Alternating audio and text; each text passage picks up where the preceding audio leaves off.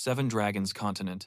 Inside Zong Palace, someone shouted, calling out to Jan King Cheng and accusing him of keeping him enslaved for 100 years. A girl, he needed to find any way to get out of here. King Cheng kissed Anne. She looked at him and said, gazing at his figure and his impressive appearance, "Back out."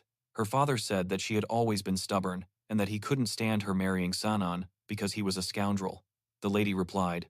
Abruptly, he realized that he wouldn't be able to stop them. Her father said that the royal family was very greedy and that if she didn't marry the prince, they would annex the northern and southern territories of the kingdom. The girl didn't know what to do. It seemed she wanted to maintain her family's honor. Hyun was disgusted. He thought he had found a beautiful wife, but this was definitely not what he expected from her. The girl's father took a deep breath and he considered the fact that this son-in-law might be able to temporarily save his city. Even if the king hated them for it, they still wouldn't have a reason to send military troops to them. Janan, quite angry, decided to enter his house. He said that he could finally see his beloved father-in-law. Han said it could be sure that the soldiers would do their job and his daughter would be safe with him because he could protect her from anyone. Anne added that if anyone dared to hurt her, he would kill them. His father looked at him and told him that if anyone ever hurt her, he shouldn't blame him for being rude. The father left, and his men bowed, and everyone said in unison that she was the leader of the town. The chief loudly announced that tomorrow there would be an engagement at the main palace of the city and that everyone had to stand guard and protect his daughter. Again, everyone agreed in one voice. While enjoying the hot springs, Janan, I was wondering if she should remove these shackles from him. If she did, he would willingly dedicate his soul to her so she could reach the next level. Began to concentrate his spiritual energy to obtain the 3 secrets of the soul. Anne meditated. The ancient soul of chaos, Onan, allowed him learn even faster. The 7 secret techniques and the 3 secrets of the soul would help him improve his body and accelerate his training. Something flashed, and there was a Forda kind of explosion. Anne stood up from the water, clenched her hand into a fist, and complained that the energy-gathering process here was too slow. However, the fact that a small mansion had a hot spring with such abundant aura was already quite rare. A girl approached the boy and, covering herself with a towel, to avoid looking at his naked body, asked him to get dressed. She wasn't surprised that he took so long to wash because the water here is so nice. She asked him what the problem was and if he didn't see that she was preparing for the wedding.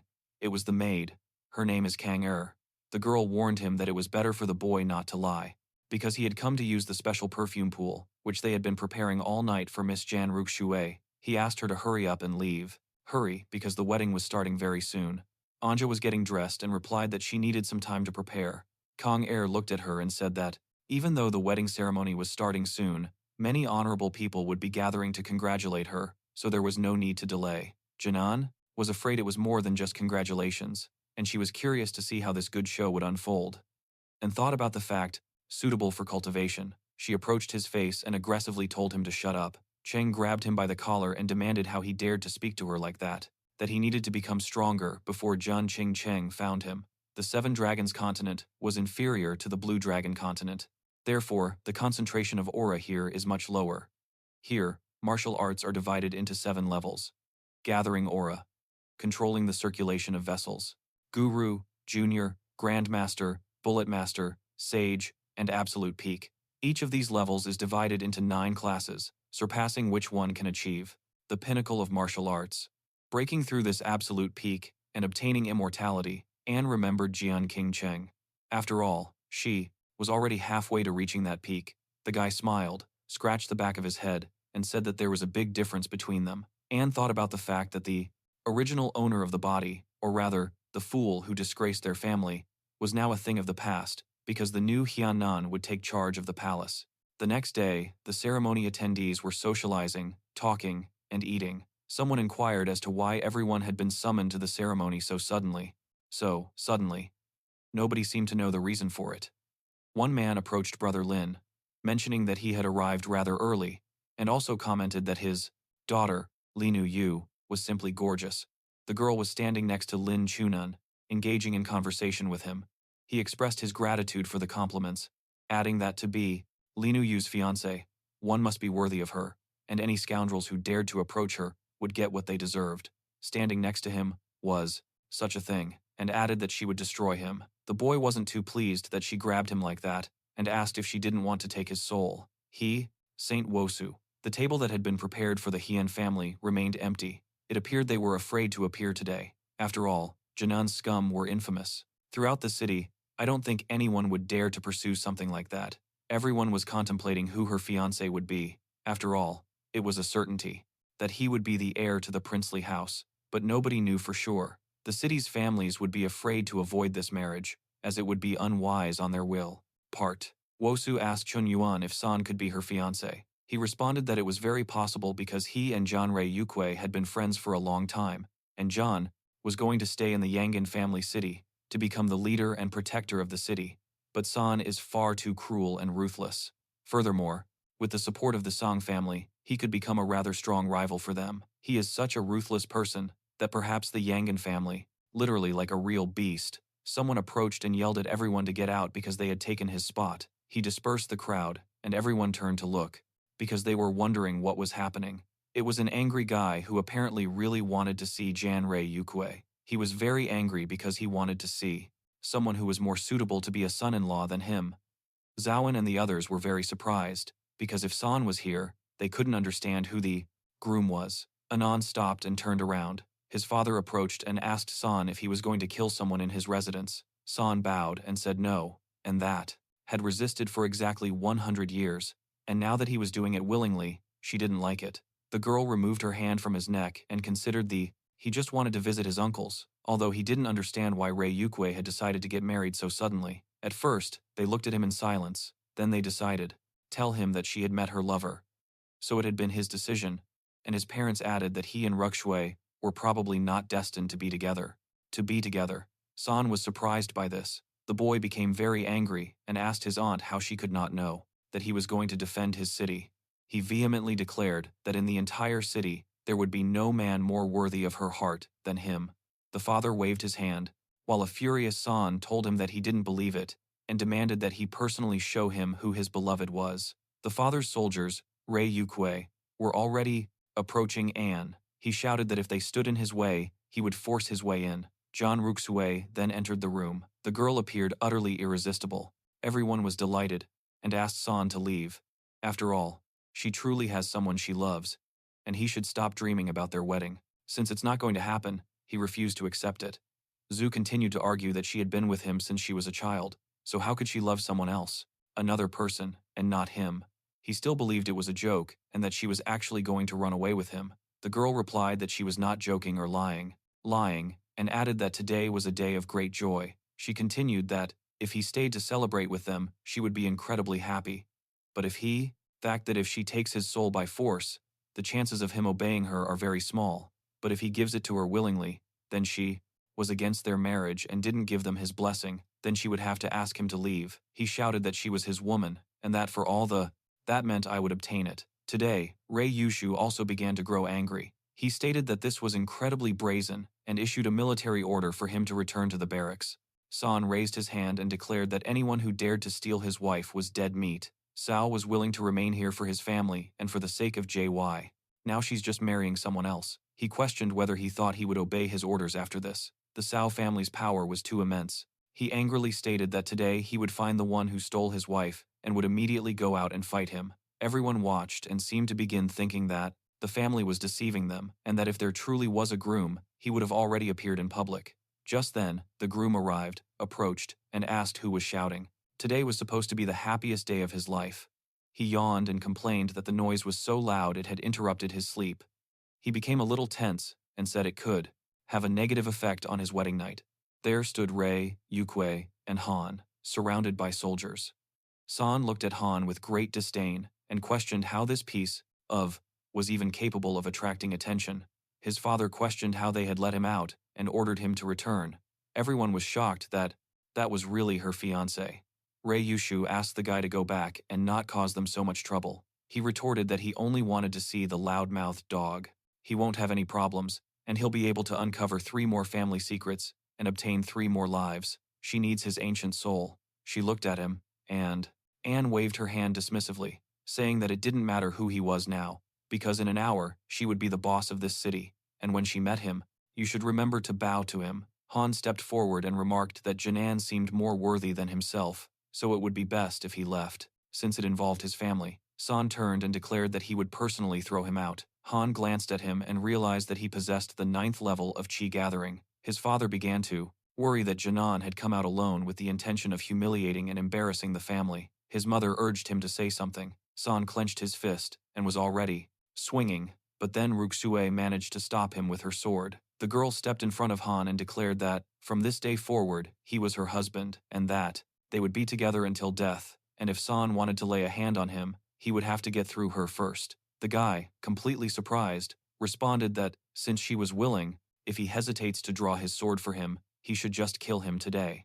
Han decided to step forward, and Ruxo tried to stop him, but he failed because the guy. He thinks he is a man, and only needs to believe in him. Jinan believes that since they are a couple, he will protect her for the rest of her life, and won't let anyone hurt her in any way. Anne told him that if he loves her so much, he should make a gambling bet with him. Anne didn't understand what he was talking about, so Anne offered 3 betting options. The first option was to bet money, the second was for his dignity, and the third was simply for their lives. San, once. He accepted. She told him that she would remove his shackles, but if he dared to touch her with his filthy hands, or even attempted to escape, she would kill him. Again, didn't understand what he meant by dignity, and smiled and said that, if he lost, he would lose his little friend, and he would take it back to the palace. The guy asked him if he was afraid, so he told him to just choose what they were going to bet on. They stood facing each other, and he said okay. He accepted, but only. He wanted to consult him further about archery, fighting formations, and strength, and he replied that it was fine, and that since he had made the bet, he could choose in what he would compete with him. People whispered that the guy had absolutely no shame. Inu said Jinan had been in the military camp for more than 10 years, so he had mastered weapons. Linu Yu was glad that he would soon get rid of this trash, otherwise he would have been eating dirt. San grabbed a kind of sack, left the sack on the ground, and said that it was time for them to start, and that he was betting 10,000 gold on the first rounds, and asked him if I had something to bet, and, smiling, he explained that it had been difficult for him to marry a girl like her, so he didn't have any money on him. Ray Yuxu's father, he got angry and retorted that he hadn't spent a single cent. Jinan then took out 7 third-grade gold pills, stating that each one was worth 10,000 gold, and that this was everything he was going to bet. And he questioned if his bet was too small, considering what had already been wagered. His father was surprised, but he wasn't very happy with such a bet. After all, not even the city chief possessed that many pills. He yelled at him, calling him a wasteful spender who was ruining the family, and forbade him from, literally. Within seconds, the shackles were broken. The boy looked at her and touched his neck. He thought about just how cruel that woman was. He glared at her with rage and, betting with him. San thought that with these golden immortality pills, one could reach the pinnacle of cultivation, but 70,000 gold was still a significant amount. Impressive, that kind of money could cover the entire city's annual expenses. Everyone stared at him, wondering, but no one could figure out if he actually possessed that much wealth, or if he was simply bluffing. Anne smiled and announced that anyone was welcome to participate and bid. It appeared that someone in the crowd was eager to acquire those pearls. The guy asked why he was wasting his time. After all, he was despicable. Ruxue's father yelled that he needed it, and his mother exclaimed that he was insane. He was thinking about the fact that this son-in-law wasn't as valuable as this immortality pill. All the families were betting very aggressively. 20,000 gold, each on Zhaoan's victory. Linu Yu whispered something to Lin Chunyuan. Jinan commented that they were aware of how skilled he was in battles. Anne was still holding the pearl in his hands, raised their hands and asked who else was willing to add 10. San was still short. Who would be the first to bet? Zainu raised his hand and said that his family would bet another 10,000. Wosu turned him around, grabbed him by the collar of his shirt, and angrily asked him what he was doing.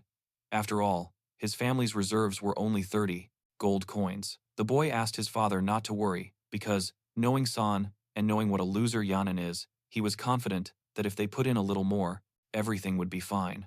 Yan asked what they were whispering about. After all, people were waiting. Ojo raised his hand with a bit of reluctance and said that his family, he figured that there was only one way out. The boy swung his arm and then his leg, hitting the girl with considerable force, but she endured it and shrunk. Was betting 30,000 gold pieces. Anne smiled and said that was very generous. Besides, the guy thought that the big fish had finally taken the bait. Anne then headed He went to his father-in-law and told him that, in that case, he was asking him to be a witness. The father-in-law accepted, but asked him to leave immediately because he didn't want to see him. Even though he accepted, he was left deep in thought. He had given away 7 golden immortality pills for absolutely nothing. In the judgment arena, Jinan and San stood facing each other, only behind. Jinan was a crowd of people who had come from the wedding, and behind Han was a multitude of soldiers. Han smiled and greeted him, and San looked at him with a threatening aura. He turned around, smiled, and announced that whoever captured Jinan first would receive a generous reward. Facing the individuals that were standing opposite each other, their troops positioned themselves facing each other, and the rules of the battle were announced. The rules were very simple. Both sides. They needed to align themselves and begin fighting in order to win. Everyone started yelling, "Go for it," repeatedly. Anen noticed that something was wrong with his troops. They really didn't seem like normal troops. Someone shouted that Master San had never lost before. Zhang Ray Yuxu was sitting next to her father, and he also realized that something was amiss. She asked her father what was wrong with Anne's troops, and her father told her that he had hired them on purpose, because he didn't want to be embarrassed in the eyes of others because of that lowly scum. Ruxue became worried. Lin Chunan turned to Wosu, and a redhead, with a beautiful figure, was sitting on someone and moaning. Janan's neck was chained to something. The woman sitting on him was to such a small size that the boy couldn't reach her. She glanced at him surreptitiously and told him that if he really wanted to cultivate in secret from her, he should squat down. Asked him if he wanted 3 golden pills of immortality in order to make his family the strongest in all of Snow City. He responded that his family had actually also bet 20,000 gold, and a marriage between members of his family and the J family would resolve all their conflicts. Ray Yuxu's father sat in the stands and yelled at the boy, telling him he had better hand over the pills to his enemy willingly and not make any unnecessary attempts because he wouldn't succeed regardless. Anne smiled, thinking that her father-in-law's expression was just as enthusiastic. She told them not to worry, but to wait, and soon he would shake it off. Father raised his hand and announced the start of the contest. All the troops lined up. Yan shouted that he was going to be killed. Everyone was surprised to see them lined up in a long, snake-shaped formation. This is an extremely difficult position to attack, because it allows him to kill the enemy in a matter of minutes, without leaving a single piece of their armor intact. Inu stood next to his father and told him not to worry, because Zawan would definitely win, and if he didn't, he wouldn't name his son Janan. Gohu asked him if he would name his grandson after him. Enu blinked and said, yes, but it still seemed impossible. Enu simply offered to wait and see the piece of start to cry, but it looked like Janan wasn't going to cry. As soon as the Han troops approached them, he told his men to raise their shields. They all positioned themselves with their shields surrounding Janan, sang Zhenyu. Facing the trembling King Chen, who was covered by a small blanket near the balcony exit, he laughed and declared that he had been Jan King Chen's slave. Laughed and said that he had told them Janan was a dead man. It's not as if he could withstand the turtle defense against a snake. The Zhaoan troops. They continued to batter Han's defense, but even so, this defense was better than nothing. The father remained calm and told Ru Shui to forget about it, and she replied that she couldn't just ignore it. San mentioned he wanted to see how long the guy could hold out in that position and instructed his troops to break through the defense. They kept attacking, but they still couldn't penetrate it. Han couldn't understand how this was happening. Ru Shui explained that it was actually one of the 10 long-lost battle techniques, called the Great Tortoise.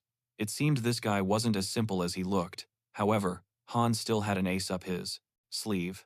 Han positioned himself within the defenses and smiled, and it seemed that Anu wasn't so calm anymore. He reassured his father not to worry so much, that after all, it was impossible for someone like him to know one of the 10 techniques and break through their defenses like that. He shouted that one more blow would leave the troops unable to defend themselves. They ran towards them again, launching another attack, and opened up, and Sawan rejoiced. But they abruptly changed formation, and once again, the defense failed, was penetrated. It seems that Han is also attempting to form a long snake formation. Yan Ruxue identified it as an imperial dragon pillar. They all surrounded San, along with his troops. It was also one of the forgotten methods from the 10 strikes and is known for its offensive mobility. The spear was right in San's face, Yan, for 100 years, and that all this time, he had truly desired to escape, adding that they were getting off to a good start. However, anyone who had been bullied asked how insignificant San was. With this move, he thought of something that keeps him alive, and it seems he didn't read the entire collection of books in the temple. Jan King Cheng while in confinement for a certain reason, won the first game, leaving all the families utterly speechless. Everyone. They regretted betting so heavily, because they could have used that money to buy medicine for an entire year. Jan King Cheng picked up a bag containing 30,000 gold, and remarked that it seemed luck was on his side that day. Inu immediately accused him of cheating, insisting that a scumbag like him couldn't possibly win. The father of Inu slapped him and pointed out that if it weren't for him, they could have lost 10,000 less. Wosu stared intently at Ray Yuxu's father and stated that, regardless, they would pay his family 30,000 gold, adding that his family had a truly excellent son-in-law. Ray Yuxu's father then asked Wosu why he was looking at him like that. San started trampling his troops, pointing out how useless they were. San requested the next match, wanting the guy to die. Janan held his prize in his hands and said that although they had rushed the wedding a bit, they had made a lot of money and, furthermore, had discovered a battle tactic that had long been forgotten. A long time ago. She thought it was a great gift for her baby. Rushue's father took the prize and said it was very good, and that he agreed with her assessment. Regarding the battle strategy, Ruxue looked at him, wondering if he had managed to find a new copy of the ancient books. The girl smiled at him, and, for so long would, sooner or later, want to leave her. She added that she had been gathering strength to do so for 100 years, and she began to move closer to realize that this guy wasn't as easy as he seemed. She figured he knew beforehand that he would have to fight San, and that's why he decided to prepare. Before Lin Yu looked at him, he realized he had truly underestimated him and that things had gone too far. San approached Yan and said he was angry that they still had 2 fights remaining. Yan told him to take his time. He looked at his future mother-in-law and said he wanted to ask her something. He asked her, since San is her nephew, what she thought about continuing the fight, because if they continued, he was afraid he wouldn't be able to leave the house today. Everyone is surprised by his confidence because he seems to believe he can beat San once again. Ray Yuxu's mother replies that they should decide for themselves and continue the fight, and that they don't have to worry about her. Yan replies that he understands, touched his chin, and thought that he feared if he continued having to. Dealing with Zhaoan might anger her mother-in-law, and she also felt that the relationship between the Cao family and the Yang family wasn't as good and simple as it appeared. San grabbed the sword and declared that enough was enough with the talking, and it was time to start competing. He said he would paint it so his mother wouldn't recognize it. He was carrying a 10-stone bow. Someone in the crowd commented that they usually used a level 9 bow, and this was the highest level. And, to obtain a more powerful bow, it needed to be custom-made, and this bow weighed 300 pounds. Apparently, San had incredibly strong arms. Sangan shielded the boy, and that's when he realized he should have gotten out of there while she was still standing. The girl thought he wanted to kill her in order to. He covered his hand and said that he would definitely lose this time because, with his strength, he had no chance of winning, and furthermore, the archery skills of San had always been famous throughout Snow City and was incomparable to Jinan. Ruxue didn't understand why he had agreed to do this. San said that he would soon burn with shame. Janan sat on the bench, ignoring him. San asked him to bring the stone slab. His troops were already carrying it and launched it upwards. Anne took out an arrow and shot it upwards. The stone slab shattered into pieces, hitting directly in the center. He then turned to Anne and asked what was happening with him. San was indeed capable of hitting a moving target. Everyone was surprised at how he was able to shatter a stone slab with a single arrow. After all, it was an extremely rare feat. Janan laughed and said that he could call him an archery master because he was capable of shooting in such a way. So she became pregnant with his child, leaving Ray Yuxu's father in utter shock and disbelief. Ray Yuxu chuckled slightly. San tossed him a bow and told Guy to stop talking nonsense, or he would immediately finish him off. Han grabbed the sword. Someone in the crowd laughed and told him not to. Hurt himself while pulling the string. Anne examined the bow and began to comment. The base is made of bloody rhinoceros horn, and the string is made of his tendon. This bow is really good. San asked him what he was staring at and told him to try shooting it. He laughed, suggesting that maybe he was afraid. Be able to cultivate. She said she wouldn't allow it. Anne thought about how delusional he was and how scared he must be. King Cheng grabbed her shoulder and turned her back to his. It would fall and break. Sangan chimed in, saying that he should be more afraid of his teeth falling out. Janan said he didn't use it because he was afraid of breaking it, and he didn't want me to ask him for money to fix it. San retorted that all of that was nonsense, and when asked if he could break his 10-stone bow, he said yes. He could do it, he would pay them, and they would kneel before him. Inu said that, in that case, they would also kneel and call him grandfather. Han knocked the arrow. He heard a kind of cracking sound, and the bow stupidly broke in half. The guy said that now they should all kneel together before him. Han told Ruxue that they weren't even married yet and already had 2 grandchildren, and the girl replied that she didn't want any grandchildren. Anne and Yan began arguing that the man was cheating and that he must have been up to his shenanigans, and that with his real powers, he could never have done that. He replied that he knew they couldn't admit to his. So now the grandfather will enlighten his grandchildren. He asked them to bring him a 15-stone bow. Everyone was very surprised and thought that he was crazy, because a 15-stone bow weighs 450 times feet, asterisk. Ray Yu's father said that this bow was made of solid stone, and its string was made from the Snake King's tendon. This bow is a treasure from the city lord's palace, and no one has obtained it for many years. Lin Chunan asked Uyu if Janan could shoot a bow like that, and the girl said she didn't know because she had never heard of his archery skills. But even if he could, usual size, she glared menacingly at the guy and told him that if he thought he could escape, he was wrong. The guy screamed, looked at her, and thought this was the end for him. Shoot it. It was unlikely he would hit the target.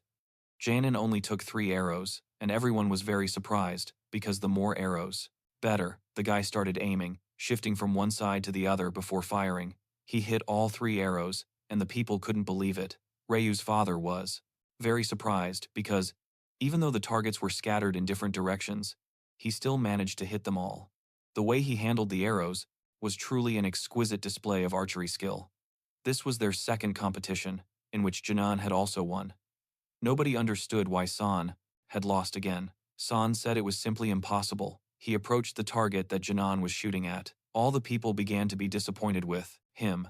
Anne thought that he couldn't lose so easily because his cousin only belonged to him. He believes she must be his alone. Jian Hanan took out the arrow, and he told his grandchildren that it was time for them to finally give him the match prize, and shot the drawn arrow at Zhaowen, hitting him squarely in the groin, and retrieved the arrow. He demanded to know how Janan dared to do that. He started running towards him, shouting that since he was seeking death, he would help him find it, and he would make him pay tenfold and torture him to death. Anne looked at him and said that this was Janan. He was at the 2nd level, while Han was at the 10th level. A 2nd level was fighting against a 10th level. Nobody understood how someone at the 2nd level could oppose someone at the 10th. This time, Janan would definitely be killed. Ruxue pleaded with him, opportunity to escape, and that he had to do it by any means necessary. He punched her and screamed, saying he was about to die. The boy jumped. There was some kind of to withdraw. San declared he would kill him today and make her his wife. Han punched San in the face, hitting him so hard that he collapsed to the ground. Han retorted that Han didn't have the 2nd level, actually possessed the 6th level of refinement and had been deceiving him all this time. Anne was furious and declared that Anne would die today. Janan then delivered a punch to his stomach. San was literally sent flying. Han followed up with a punch to the face, causing San to bleed. Han attempted a kick, but missed, and instead delivered a kick from above. It seemed like the end for Anne. Everyone was shocked that he was taken down so instantly. San was already lying on the ground, covered in blood. Han was also on the ground, coughing, repeatedly saying that such a thing was impossible. Ino shouted in disbelief that even if Janan had level 6, he wouldn't be able to defeat someone at level 9. Gohu slapped him again, saying that there was no way he could calm down, and demanded to know how he dared to deceive him. He grabbed his battered son by the collar and said he was probably still plotting something, and asked what he meant, not understanding, and approached, and stepped on his face. The guy took off his cloak and asked if he understood now, revealing his back covered in tattoos. Anu stared at him, mouth agape, said about the cut vessels. This method could instantly increase the power in the body dozens of times, but along with the vessels, internal meridians would also be destroyed. After that, further cultivation would be many times more difficult and could even lead to his death. Portal. The girl sat on the ground and said that he had cut off a piece of her soul in order to escape her to another world. He yelled at her from the portal that sooner. Inu laughed and told her father that, as you can see, Anne is a real loser because he damaged his meridians, meaning he can't advance any further. From the 6th level, his father realized that this guy wasn't as easy to deal with as he initially thought, because he had assumed he was just a normal teenager and nothing to worry about. Ray Yuxu looked at him, wondering why he resorted to such an extreme method. Han had said he was finished, and Anne had asked him to stop, but Janan, he felt he was sending him straight to heaven as he kicked him in the face. Death came instantly. Han's foot rested on the dead man's chest. San. The onlookers were shocked that he actually dared to kill San. Janan, remembering his wedding, approached Ray Yuxu, smiled, and asked if they could continue. She confidently replied, yes. Linu Yu reflected on how Anne had hidden so much from him, but thankfully, he had cut the glasses, so he didn't find out. He had a long life ahead of him, but he believes he is not yet worthy of her, and Han Ray Yuxu is no match for her. Anju and Ray Yuxu said they would bow to each other. They bowed to each other and can now proceed to the newly chosen room. The entire room was filled with wedding candles, creating the perfect setting for their effulgent first wedding night. Han ran his hands over the girl's cloak and said that she had surprised him greatly today. He said, it turned out he wasn't a complete loser at all, but a very intelligent and brave man. She asked him why he was hiding all of this from her. Embarrassed, he said that he wasn't hiding anything from her, and the boy was already, or later, he would recover that part of her soul, and in the near future, she would worship him for entire millennia as her lord. Her mouth was covered in blood, very eager to get to the point. The girl stood very close to him and asked him why he had killed Zhaoan, because after all, his family wouldn't let it go alone, and he had also severed her blood vessels. He grabbed her and kissed her. They embraced, and he commented that there were a lot of people at the wedding today, and if he hadn't broken his meridians, he wouldn't have been able to deal with the families. He explained that they could have taken strict measures to defend themselves, but he hid his strength in order to protect the Yang family, and that he would take over the palace in the near future. He mentioned that the Yang family is in the minority, and that's why he broke his meridians. To them, he was just a loser. But now, they saw his other abilities. John Ray Yuxu didn't believe he would do something like this for his family, but this sacrifice was too great. She took his hand and thanked him. He told her that, after all, he was her husband now. Janan was already waiting. She took his hand, and she started talking about how, since they were a couple, he would be her husband forever, and she would protect him every day while he was in her residence. The boy then said his name, and he thought it was better not to say anything, that he was doing it to become stronger. He looked at her hand, abruptly let go, and turned around. Ruxue told him that he had to stay with them for a year, but if he wanted to, he could stay with them longer, that if he decided to leave, she would tell her father to give him a large sum of money, and then he would be free. Anne moved closer to her and told her that she shouldn't think about that now, and that they would talk about it another time. She took the culprit responsible for his soul breaking apart and going to another world. She was grabbing the chain that bound the guy's neck, and while sitting on top of him, she said that she screamed that even if he escaped from her to the ends of the earth, she would find him and kill him anyway. Tiano Continent. Anne was lying down, cloak, and threw it on the bed. She felt very embarrassed. He began to take off her cloak and told her that they had obtained tens of thousands of gold in order to. This was their first wedding night, so all important conversations were better left for tomorrow. Janan offered him a kiss, but she immediately dodged it, and he ended up kissing the bed. He didn't understand why everything was going wrong in this room. The girl sat down next to him and began to apologize, saying that she wanted to be an honorable husband and wife with him from the very beginning. She asked him to allow her to accept him as her husband, but without all of that, because she really couldn't do it right now. The boy got a little angry at such nonsense. He accused her of wanting to leave him alone on their wedding night, saying, that was so cruel. He asked her if she even had a heart. She replied that she didn't, but that her maid Kanger would stay with him tonight. The boy smiled and accepted, thinking of the fact that she only had a year to live. Anyway, Zanger approached, looked at them, and asked how he could help. Ruxue got out of bed, and she asked the maid if she wanted to stay with her son-in-law that day. The girl was almost out, and Zanger said, very surprised, that she wondered if she really was a prostitute, and she just smiled. Janan told her to take the girl's clothes off. Ruxue was leaving, saying that one wasn't better than the other. Zanger wasn't keen on. She took off her clothes, cried, and begged him not to misunderstand, but she didn't know what to say. Han, with a satisfied look, told her she didn't need to tell him.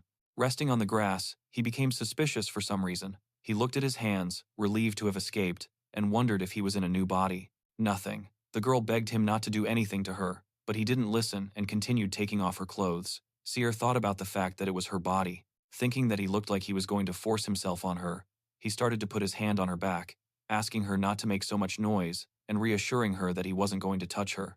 Janan's touch was very pleasant for the girl. He stopped and announced that he was ready. The girl wondered why he was done so quickly. He sat next to her and said no. You can't just say things like that. Janan explained that he had only been checking her physical condition, just like it was written in the book he was now giving her. Along with the immortality pill, he said that this pill would help her accelerate her cultivation by 10 times. The boy also mentioned that if she didn't eat the pill, he would eat it himself. He told her to eat it now. Hyana didn't expect to encounter such a pure yin body and that it was worthy of proper development. She felt that she shouldn't lose her virginity at this time. It would be too much of a waste. Janan walked in, stretching and complaining about how tired he was, saying he had been practicing all night long. Zanger said that he had put in his best effort.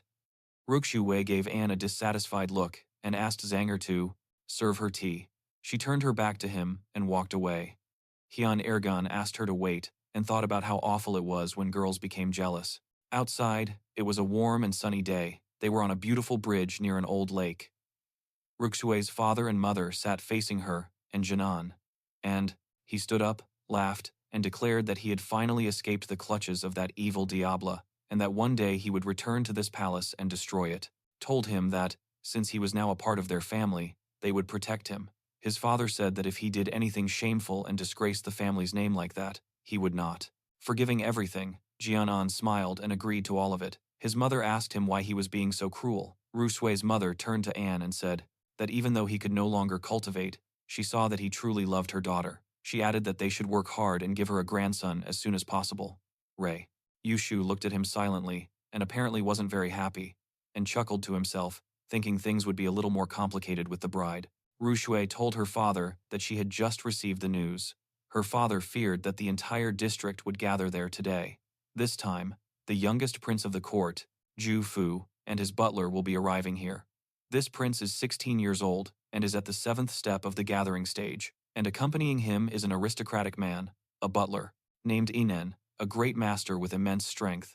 Ruxue asked her father what they would do. Her father told her that His Highness was aware that she would not find happiness in marrying San. Perhaps he thought it would be too arrogant and wouldn't be easy to openly attack the Yang family. Ruxue responded that, this time, however, they would have His Imperial Majesty's brother on their side, and if he asked them to do something, she promised that they would do anything, but within reasonable limits. Janan asked what they would do if he crossed the line. Rayo, looking displeased, said that in that case, behind him was a girl who, surprised, asked if he was dead, thinking about how she had given him a lethal dose of poison. They would have to endure all of this. The girl's parents inquired if Anne had any other options available. He replied that he had no other choice, no idea about anything, and that if he asked them for something within reason, they would do it and try to accommodate his requests as much as possible. However, if their consultations were out of the ordinary, then they would kill him, and they would not forgive anyone. The father slammed the table and said that all of this was nonsense, and if they killed him, then he didn't know what they would do. If his troops began to threaten their borders, then his residents would be in a desperate situation. His father, he asked him not to interrupt. If he didn't understand, Janan looked at him and told him that he shouldn't worry, as they couldn't seize Snow City for now through marriage, and added that they would only pressure him under the emperor's orders. Han asked his father-in-law if they were asking him to cede his authority over the city. He would accept their authority. Her father immediately refused, asking what would happen if the Rays were threatened. Yuku, the girl, responded that at that time, in that case, he would rather commit suicide than let them succeed. Father and Anne immediately began to deny that possibility. Janan gently took Ray Yuku's hand, and she felt a little embarrassed, thinking that maybe he really did care that much. Ray's mother asked Janan, since he had offered to kill them, what his plan was. Then the guy said he had a 3-ring strategy. Anner's father-in-law immediately interrupted him, saying it was easy for him to say that now. Furthermore, even a small amount of poison was enough to kill a person. So how could Janan even survive after something like that? It turned out that, but this time the assistants have a great master. He asked how they were supposed to kill him.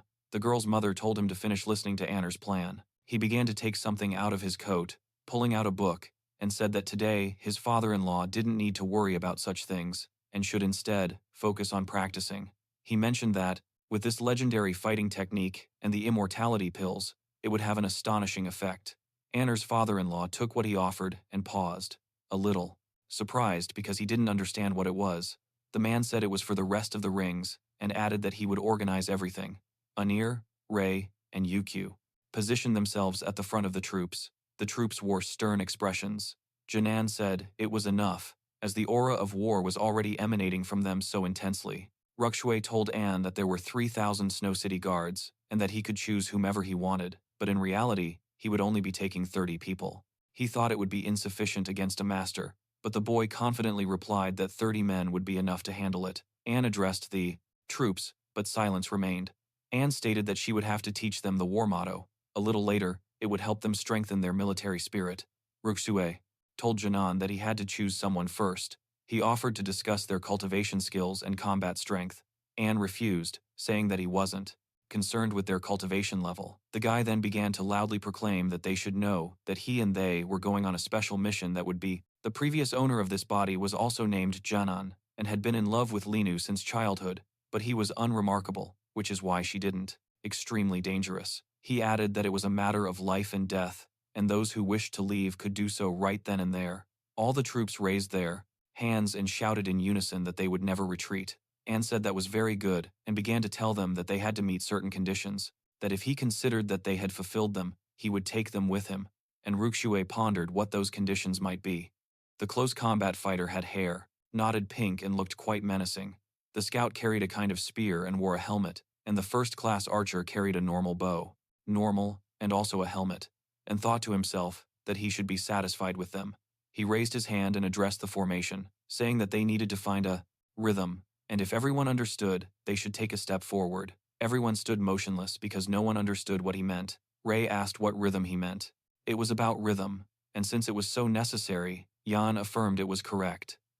Yuxu wondered how there could be so many people in the city guard, yet no one was aware of it. The troops couldn't understand why they needed to find a rhythm to kill the Grandmaster, or what kind of game he was playing. They complained that the rhythm was for women, and that they were idiots heading to the front lines. A man emerged from the crowd and asked if they needed someone to play the war drums. Han said it was all right and asked him to stand up and state his name. He stood up and replied that his name was Leng. He paid attention to her. The guy was standing behind her with a flower in his hands, and she didn't seem too happy about it, but a month prior, thanked him for taking notice of him. Everyone was quite surprised by this selection. After all, this guy was the weakest of them all, but even he was able to guess it. Hanan then began to state his second condition. He reflected on the fact that while the first condition seemed like a joke, the war was also needed at least one drummer. So, he then decided to select the bravest one among them.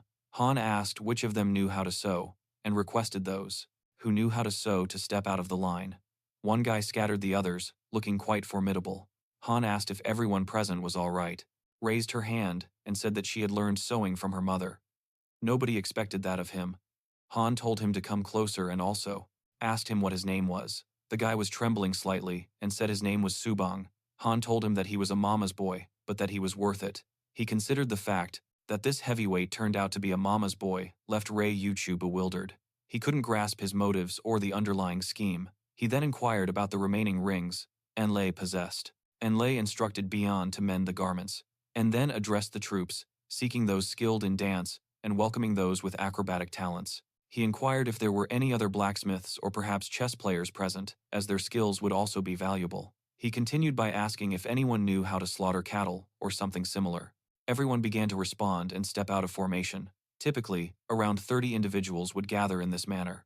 Yuxu reiterated her question, asking if Anlay truly intended to utilize only 30 people. The girl suddenly became kinder to Jinan and even gave him helpful advice. After encouraging him to steal the medicinal recipes, she kicked him out as soon as he people to fight against the Grandmaster.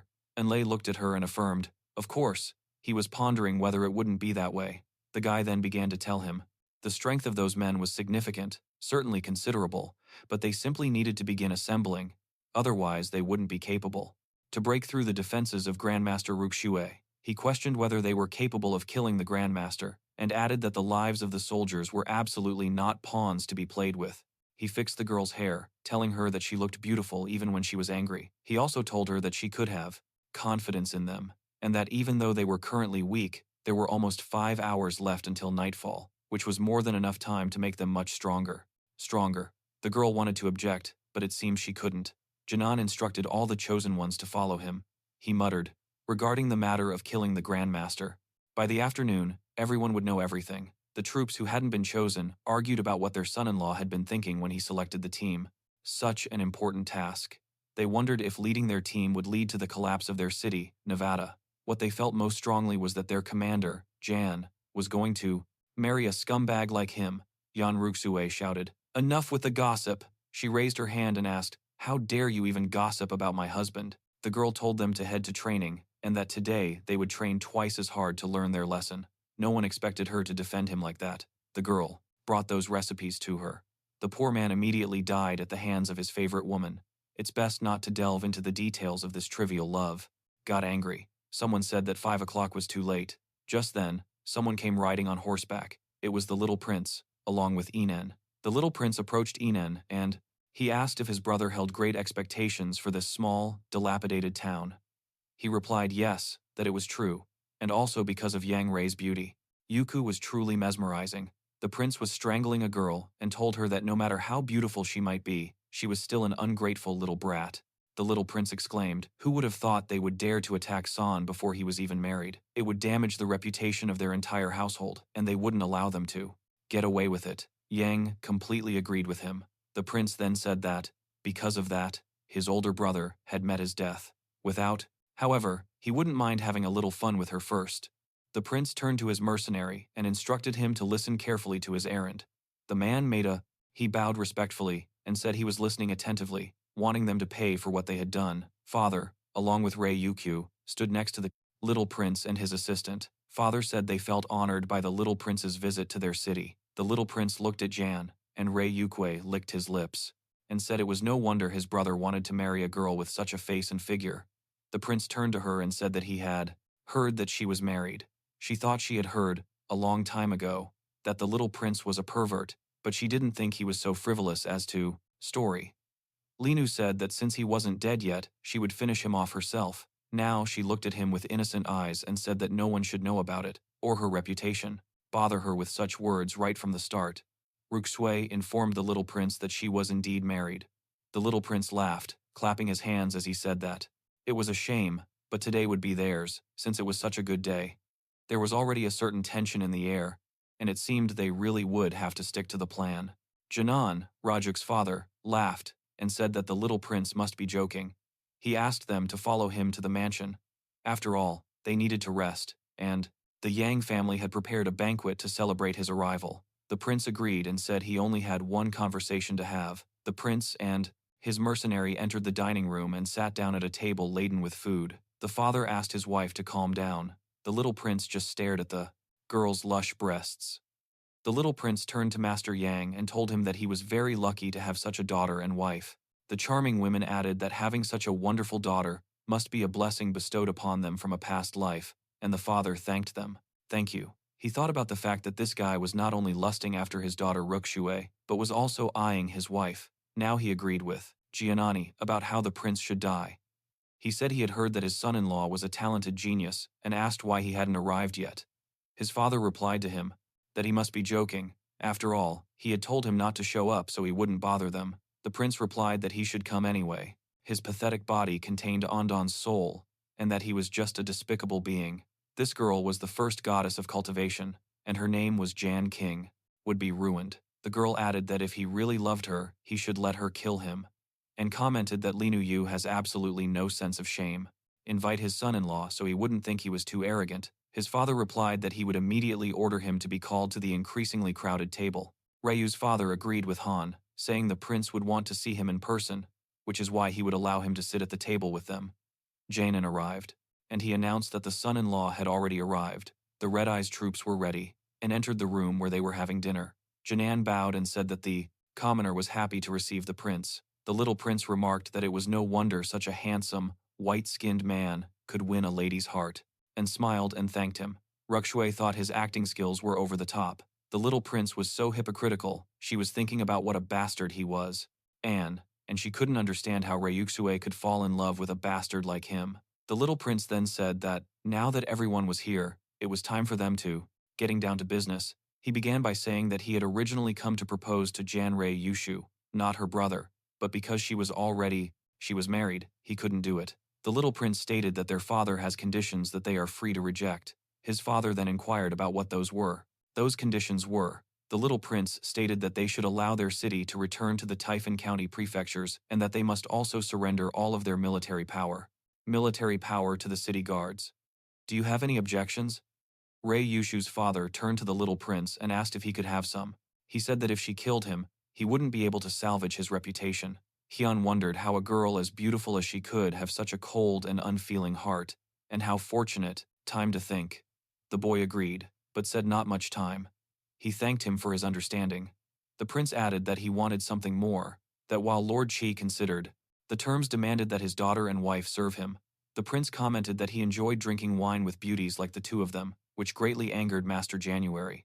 He reflected on how the prince seemed to believe that because his city was in a vulnerable position, he wouldn't dare to speak out against them. Janan then bowed. She turned to the prince and stated that if he needed a drinking companion, he could keep the other two beauties and wouldn't need to bother his mother-in-law and wife. The little prince was becoming exceedingly crude, declaring that he would sleep with his mother-in-law and his wife tonight. Rukshui and her mother were furious and inquired if that meant they wouldn't be allowed to leave their mansion that night. The little prince laughed, replying that everything. It depended on how pleased he was, and even though Anne's wife and mother-in-law were beautiful enough for him, the prince wanted both of them to marry him. They would kneel before him and start playing drums for him, and only then might he forgive their small town. Lord Chan was already quite angry. Jian Hanan asked the prince if he was afraid that he would revolt against them, and that, whoever they were now in his territory. The prince laughed and asked how dare this idiot threaten him. He added that hundreds of thousands of people from this town would be buried along with them, and the great lord would. It was that this guy would die completely unaware. One of the men turned to Linu Yu and remarked that he had already said it would be easier to just kill him immediately. He grabbed her by the mast. Take care of it. Hanan said that since they were saying that, they wouldn't start a riot, and applauded, and said that as a small gift, they should accept it. Anne had. To his troops, behind him, the prince looked at them in surprise, noticing that they all held some kind of bloody bags in their hands. The prince was no longer so calm. He thought about the fact that all of his soldiers were dead. He turned to Yang Tiangang and asked him how he even dared to rebel against him. Jianan and Zhang Tianan said in unison that he must die today. The prince told Yang Tianan that he was a walking corpse and told Inen to bring him his corpse. He obeyed him. Enyu ran towards them. Tiangang had already gotten into position. They faced each other, and the fight began. They took turns hitting each other, swinging and clenching their fists. Tiangang was slammed against the wall and coughed, and asked him if he had reached the first-level master stage. She was surprised because Tangan had apparently reached the first-level master rank, placing the prince in a somewhat precarious situation, as Anne smiled knowingly. He commented that it was truly unexpected, and the master backing them was no longer an advantage. Jian Han demanded that he kneel and kowtow, striking his head against the ground 3 times to spare his life. The little prince was enraged and questioned whether Han had a death wish. An reassured the prince that he could rest assured about him, and that despite everything, Tangan had burst his body. He still lacked sufficient life force, and since he was merely injured, Anne was certain he would waste, and told her that she was being too kind. He added that it would be better to tell him directly that she would be his girlfriend, and then simply kill him, letting that be the kill him within 10 moves. The prince declared that he would sever this son-in-law's arms and legs and sew his mouth shut. He wanted him to witness with his own eyes what happens to those who dare to insult him. Hanan told the noble elder to take his time, as his subordinate had made preparations for him, especially some extra gifts, and since he had already received the first gift, he should look at the palm of his hand if he didn't believe him. His entire hand was covered in cuts, and since H sat down at the table, he had not eaten or drunk anything, fearing that he would be poisoned. He got angry and asked Hanan when he would have time to do it. Han asked him if he thought the city air was too sweet. After all, Hanan had specially prepared it for him. The guy then said that he wouldn't have been poisoned if he hadn't used his life force, and that the poisonous vapors had entered his body along with his life force. Hanan. He said he didn't need to worry. The poison wouldn't kill him entirely, only weaken him, leaving him with 50% of his strength. He commented that Han was clever. The poison trick was very effective. He had always been cautious, but he certainly hadn't expected to be caught by a kid. Eng said that if only Han had 50% of his strength left, his father-in-law shouldn't have the same amount of strength left. Han clapped his hands and said that, anyway, his father-in-law wasn't his next opponent, and hoped he would accept his next gift. Armored troops entered. Eng said, it turns out Han is willing to sacrifice his life. Last thing he knew before dying. Lin said that she was too soft-hearted and perhaps she should listen to him. They smiled at the same time and said that, these people, to face him.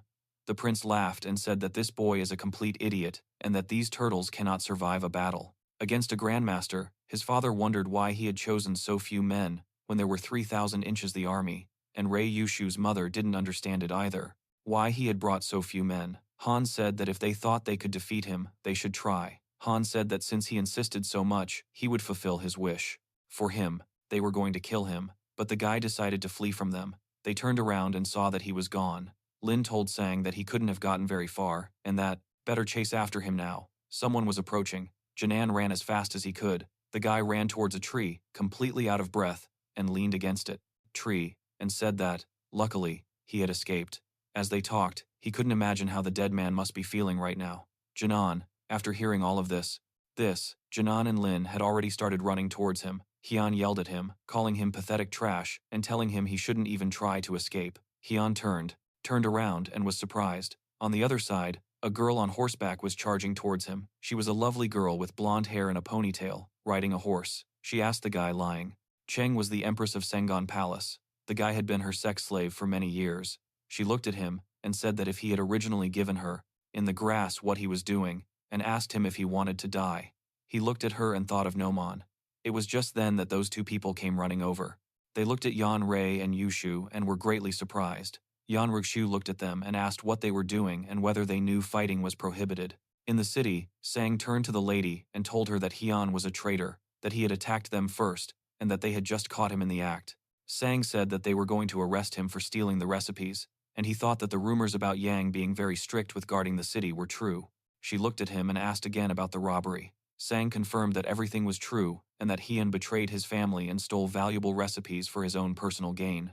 Hyun thought about how much of a lie that was. Hyun looked at Hyun, asked if it was really him, and told him that his family had already sent people after him, that they would soon come for him to punish him severely. Hyun stood up, sword in hand, and declared that the man was nothing more than a low-life liar, small-time, and that he wasn't even capable of taking responsibility for his own actions. The man began to yell, claiming that they were both incredibly cruel and knew he was a naive man head over heels in love with Linu Yu, so they tricked him into stealing those valuable recipes from the Hyun family. Janan rose up crying, saying that he had sacrificed everything to steal all those recipes for her, because he had just caught the two of them. His soul. She wouldn't have wasted her time on a delinquent. He groaned loudly, saying that with her help, he would be able to ascend to a new level of cultivation today, in the forest, and he no longer cared about being offended. His heart was literally shattered. The man then asked him why. I was doing this. Yang looked down, and the two of them simultaneously looked at her with anger and guilt. Ken decided to say that they wanted to get rid of the witnesses, once, which is why they tried to kill him. Sang brandished his sword and shouted that Janan was a sneaky scoundrel who only wanted to set a trap for them. Hyun stayed, sobbing stupidly as they continued to harass him. They don't respect the law.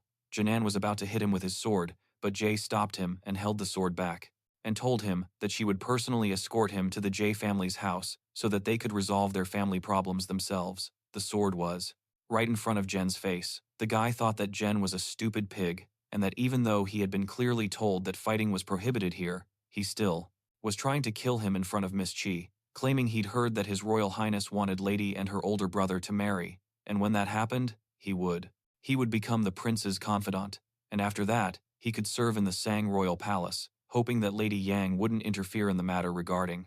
To this Janan, Hyun flipped him off and told him he was talking nonsense, asking why he thought His Highness would pursue a girl as beautiful as Ji with someone as humble and unworthy as a member of the Song family. John believed the Song family had no place in the palace. Anu became enraged by this and told him, and only after that would she let him go.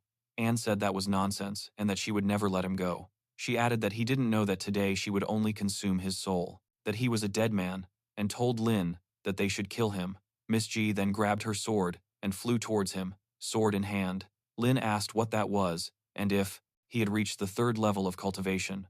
Lin was annoyed because they were roughly the same age, yet she already possessed such power. The girl realized she never knew I would ever back down. Hyun pointed a finger at Lin, taunting her to come at him and kill him.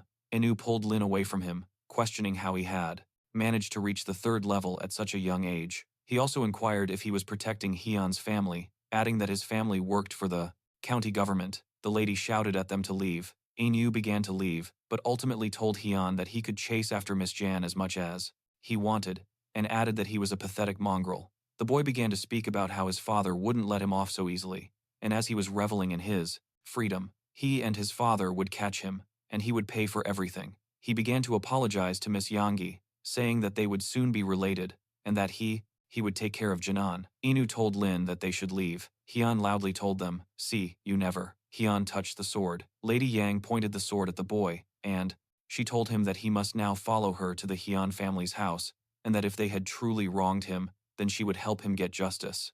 Justice would be served. Hyun thought about the fact that even if the Hyun family discovered that he had been framed, he would still face some. It would be better if she just killed him. She smiled and asked him if he liked it. She got off of him, lay down next to him, and told him it was to make him submit. Cruel punishment. And slightly removed the sword from his shoulder and said that he had an idea and knew what to do to prevent Jank from marrying that guy. Even before she could tell him, at the city government residence, someone slammed a hand on the table and asked if he intended to marry someone from that place.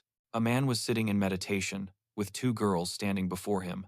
He stated his disapproval, saying that not only did the man not know how to behave, but also, he has a bad reputation. That man is not worthy of being her husband. The girl beside Yang was her mother, who said that marriage is a very important event in a girl's life, and it's best not to create problems. Jan remained behind the wall, listening to the conversation. She did not. She expected him to go see her parents so quickly. She went to her parents, and they informed her that the county government had dispatched an army to prepare. The matchmaking is set in advance, and in 3 days, they will be in the city. Right now, they are the only ones who can influence this situation, and if they reject it, their engagement will be directly cancelled, and if they do it right now, the king will have time to send troops. So, it has to be done before the afternoon. Otherwise, it won't be too late. His father got angry, pointed at him, and asked why him, that worthless piece of trash. The guy just stood there and simply smile. And yet, what was all of that about? Jay stood up with his sword and asked which of the two would marry him. Hyun looked at her and, to her, and apparently it wasn't enough, and she needed to try again. Anne asked again and again. She thought about the fact that if she did it again, he wouldn't survive. Asked why she rejected him, and she replied, saying that he was trash and that he had committed a bad deed. Hyun told her that the idea of marriage is very good, but this town is full of other people, so why would she choose him? He replied that it was because he had to. He sat down on the grass and said, he was a stupid, insignificant piece of trash with a terrible reputation. Besides, scum like him could never marry the daughter of the head of the city government. Nobody would ever think of something like that. Anne added that it would also be very embarrassing if he had already arrived with the army, only to find that his wife had been stolen by scum right in front of the entire city. She smiled and said that this way was perfect for the aristocrat to get away from her. He would become a laughingstock. In front of everyone, even the children would laugh. Miss J said that, in that case, the prince might hate their city, and, furthermore, would never forgive it. Because of such, Anne crossed her arms and said that the best way to get rid of fear was to start facing it head-on. Anne added that she could be sure of that. As long as he didn't come with his entire army, he would find a way to confront him. The boy thought about how brave that sounded. Miss J reflected on the fact that now that she had finally decided to get rid of this marriage, she only had one option left. Even though the engagement rumors had already spread, and the girl thought about the fact that she still wanted to try out the idea. He looked at her with determination, which was why he had told his parents not to.